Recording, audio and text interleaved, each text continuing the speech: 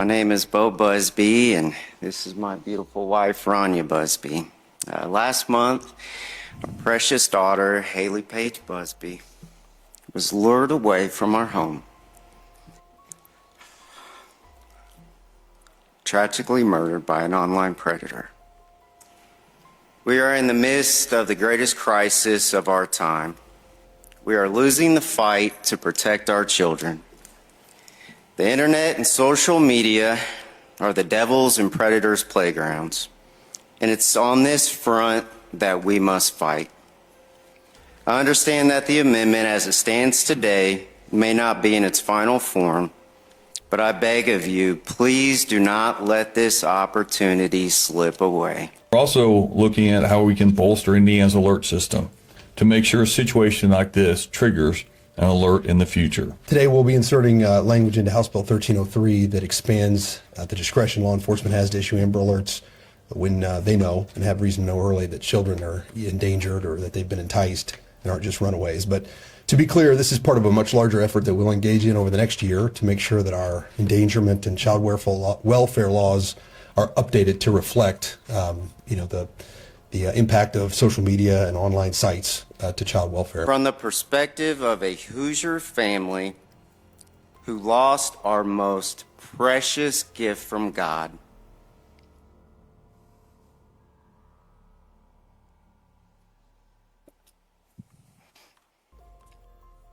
I assure you,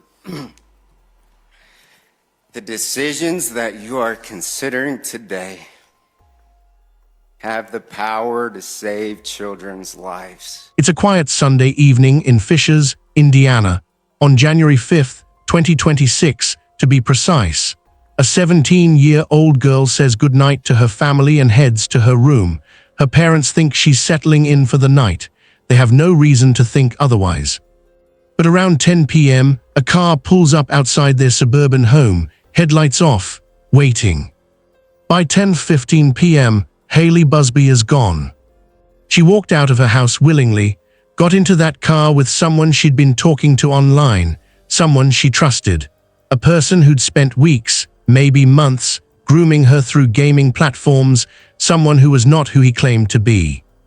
When her family discovers she's missing the next morning, police initially classify her as a runaway.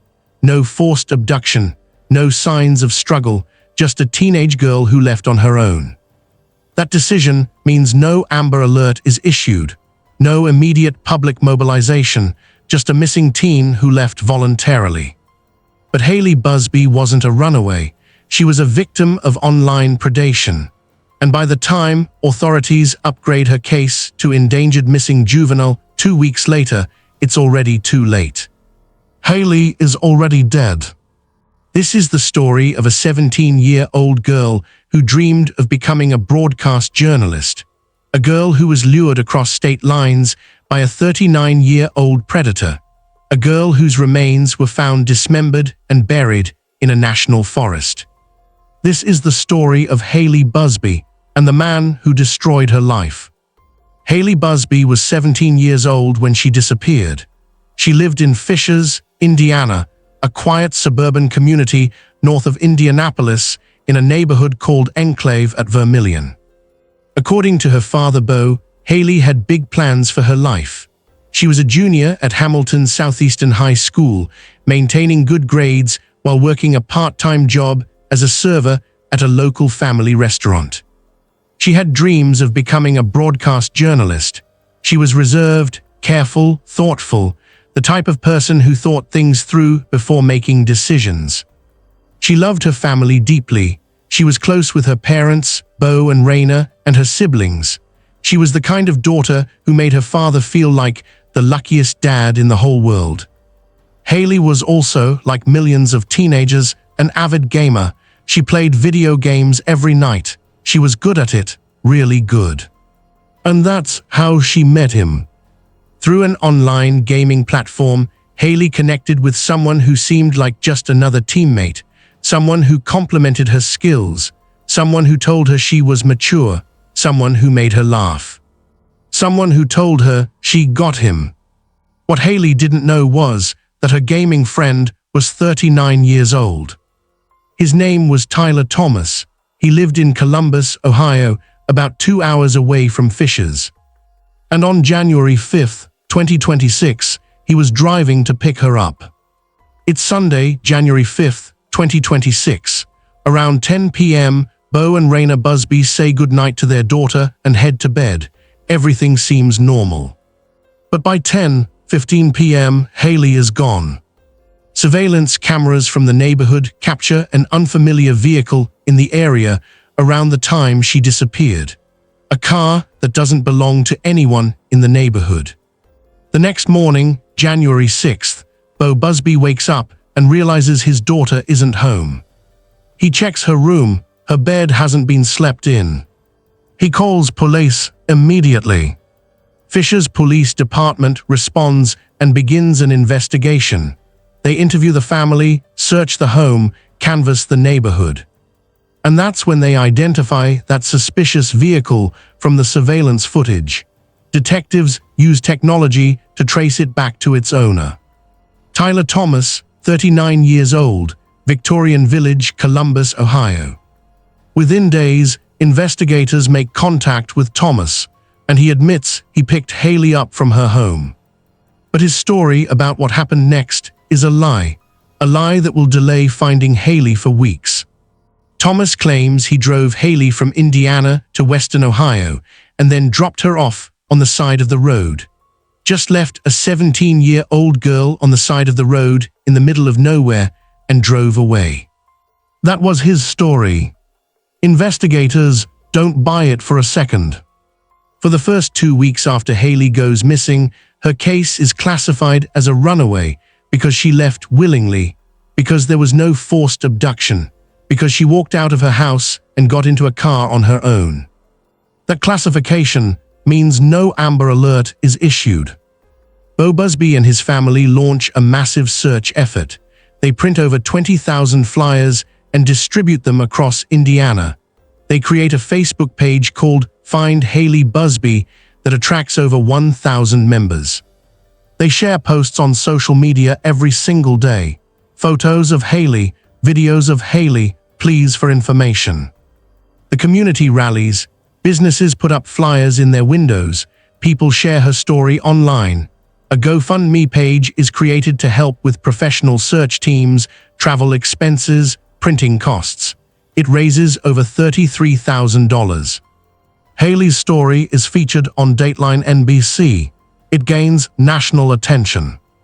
And every single day, Bo Buzbee holds on to hope that his daughter will be found safe, hope that she'll come home. But behind the scenes, investigators are uncovering evidence that suggests Hailey is not coming home. On January 16th, 10 days after Hailey goes missing, Columbus Police Department detectives join the investigation.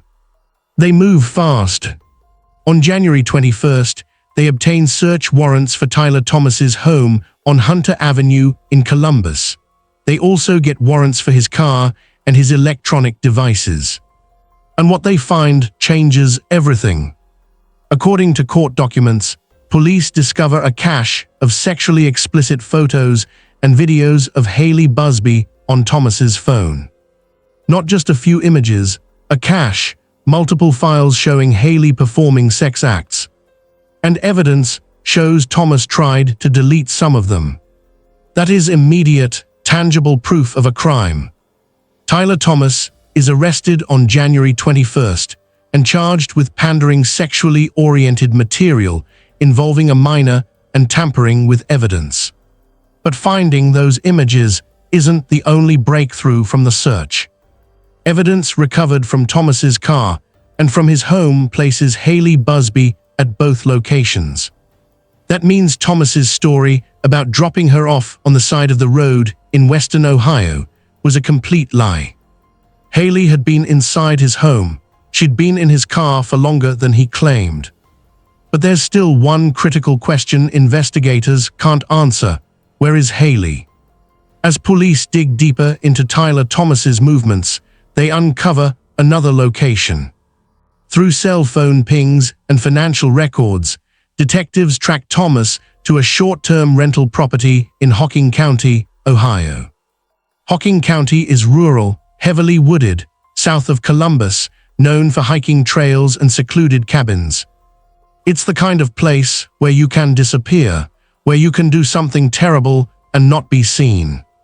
The Hocking County Sheriff's Office gets involved, and they believe this short-term rental is where Hailey was taken. More importantly, they believe it's where she was killed.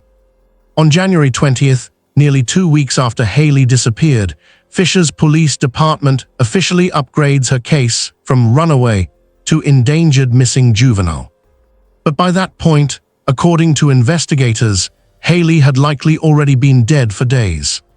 Tyler Thomas is sitting in Franklin County Jail on a $1.5 million bond. He's facing serious charges related to the evidence found on his phone. But he hasn't been charged with murder, not yet. And then something unexpected happens. Thomas lawyers up.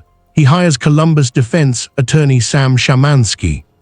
And after getting representation, Tyler Thomas cooperates in a major way. On Saturday, February 1st, 2026, Tyler Thomas leads FBI agents and local law enforcement to Wayne National Forest in Perry County, Ohio. He takes them directly to a trailhead off New Straitsville Road. He shows them exactly where he buried her. Authorities recover human remains from a wooded area. The body is sent to the Licking County Coroner's Office for autopsy and identification. On February 6th, the coroner confirms what everyone feared. The remains belong to Hailey Buzbee. But there's more. Multiple sources close to the investigation confirm that Hailey's body had been dismembered. Her remains were found in pieces. The discovery of Hailey's body confirms the worst fears of her family and community. The 17-year-old girl they'd been searching for, the girl whose face was on flyers across Indiana, the girl her father described as having big plans for her life, is dead. Murdered, dismembered, buried in a national forest by a man who met her through online gaming. On February 2nd, the day after Hailey's remains were found, the Hocking County Sheriff's Office executes a search warrant at the short-term rental property Tyler Thomas had been staying at. They recover forensic evidence that, in their words, may indicate a crime occurred there. Investigators believe this is where Hailey Buzbee was killed. Also on February 2nd, Tyler Thomas appears in Franklin County Court for a bond hearing. The judge sets his bond at $1.5 million with strict conditions: no contact with Hailey's family, no internet access, no unsupervised contact with minors. But Thomas's attorney, Sam Shamansky, tells the court something surprising. Thomas has no intention of posting bond. He'll remain in custody. Shamansky also makes two important statements. He expects murder charges to be filed against his client in Hocking County, and Tyler Thomas maintains that he did not kill Hailey Buzbee. As of this hearing, Tyler Thomas has not been charged with murder. He's facing 2 felony charges: pandering sexually oriented material involving a minor and tampering with evidence. Prosecutors are building the strongest possible case. They're waiting on the full autopsy report, coordinating across multiple jurisdictions, ensuring every piece of evidence is locked down. The FBI has made it clear they're taking their time. In a statement, they said, due to the many locations and jurisdictions involved, as well as the ongoing nature of the investigation, there's no timeline for when more information can be released. The autopsy results haven't been fully disclosed to the public yet, but what is known is devastating.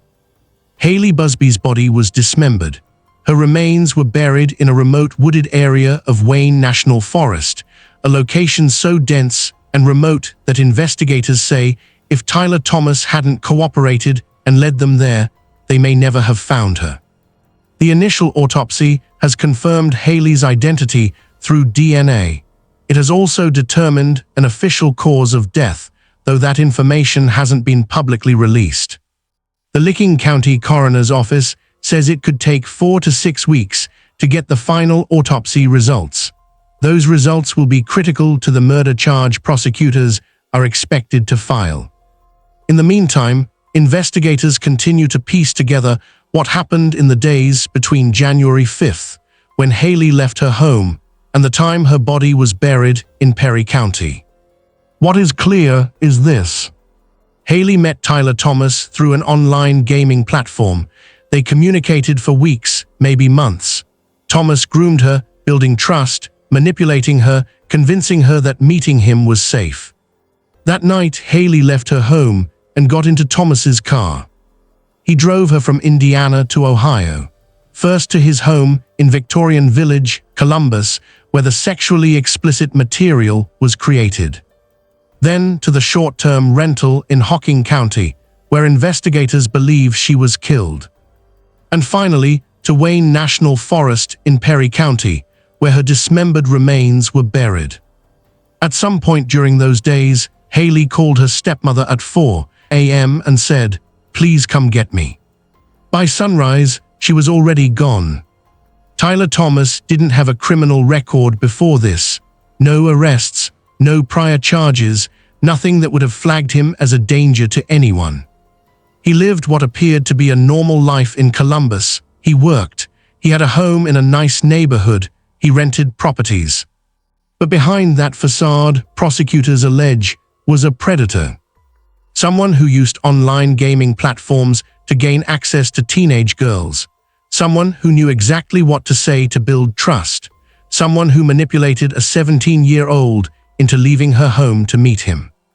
And someone who, according to investigators, killed her and tried to cover it up. What still doesn't make complete sense is the timeline. Hailey left her home in the early morning hours of January 6th. By the time police contacted Thomas on January 16th, he was already lying about dropping her off. Forensic evidence suggests she'd been dead for days by that point. What happened in those first few days? What was said between them? How did this go from online gaming to a teenage girl ending up dead and dismembered in Ohio? Those are questions prosecutors will need to answer in court. The online grooming angle is central to understanding how this happened.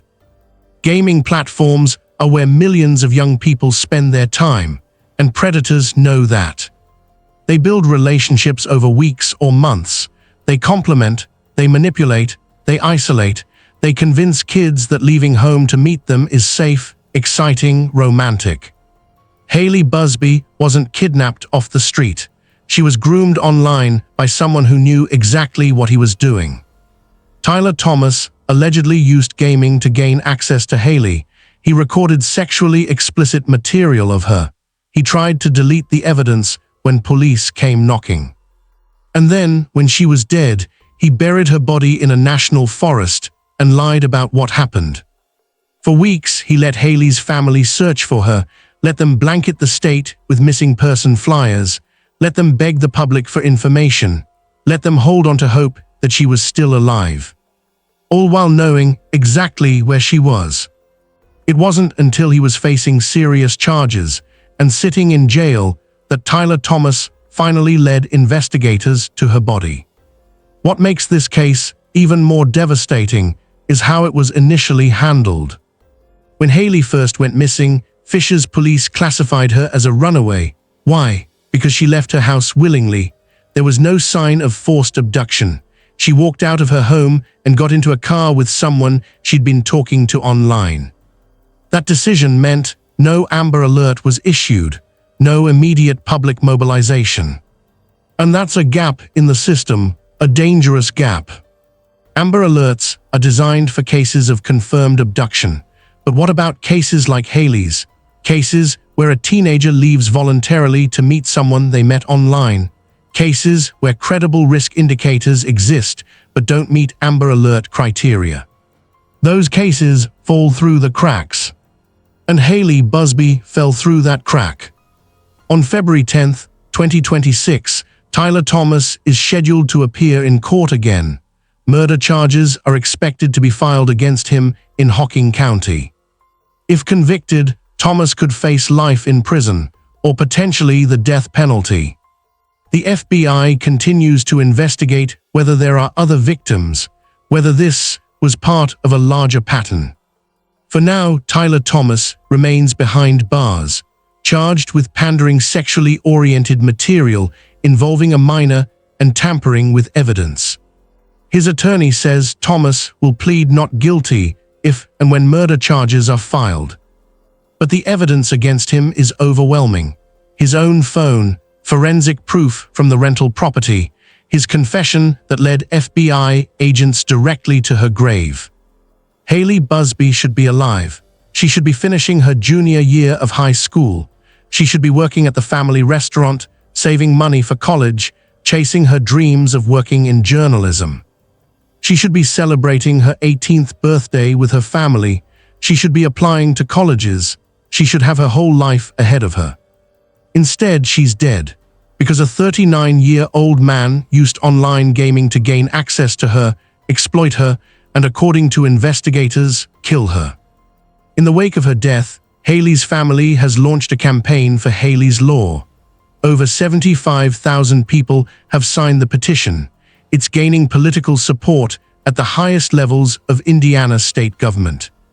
Hailey's Law calls for the creation of pink alerts for missing persons when credible risk indicators exist, even if Amber Alert criteria aren't met. It also mandates predator awareness and online grooming education in Indiana schools. The goal is simple: make sure no other family goes through what the Buzbees went through. No sentence will bring Hailey back. No amount of justice will undo what was done to her. But this case has forced a conversation about how we protect kids online, about how we respond when teenagers go missing, about the gaps in the system that allow predators to operate. In a Facebook post, Bo Buzbee wrote, "Hailey was a smart, beautiful, kind, and caring young lady with a bright future. She had a deep love for her family and holds a very special place in so many hearts. Our family is devastated." He thanked the public for their support during the search, and now they're focused on making sure Hailey's story saves lives. Tyler Thomas's cooperation in locating Hailey's body doesn't change what he's accused of. Court documents allege he picked her up, brought her to his home, recorded sexually explicit material of her, tried to delete the evidence, transporting her to a remote rental property, and she ended up dead and buried in a national forest with her body dismembered. His attorney has made it clear Tyler Thomas will fight any murder charge that gets filed. He maintains he didn't kill Hailey Buzbee. The evidence will tell a different story, and Hailey Buzbee's family will be there to see justice served. Because you got the smartest girl in the whole world. If you have information about this case, contact Fishers Police Department at 317-595-3300. Support Hailey's Law at change.org. Gone too soon, never forgotten.